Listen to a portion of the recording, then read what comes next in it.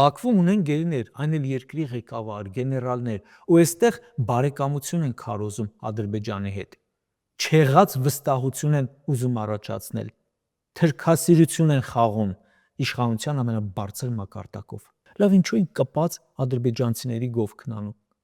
Ինչու է այսքան իրենց ձգում դրանց արյունը։ Հետաքրքիր է, էլի։ Այսքան բարեկամ երկիր կա, ժողովուրդ կա, որ մեկի համար եք սենց մեռնում կառավարական մակարդակով։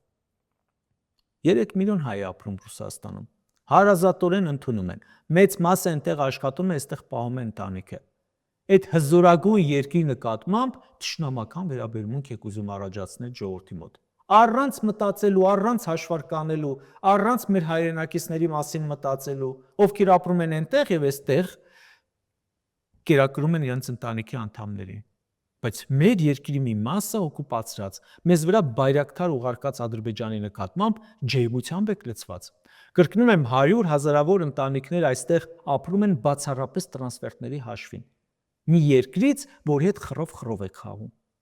Բախտն է բերել է, որ այդ գերտերությունը ժողովրդին այս կառավարությամբ ու ՔՊ-ով չի չափում։ Ասում են, Հաջիևն ասաց, պատերազմն ավարտվել է Ադրբեջանի համար։ Վերջ, Ադրբեջանից ով ասաց պատերազմ չի լինի, արդեն երաշխիք է։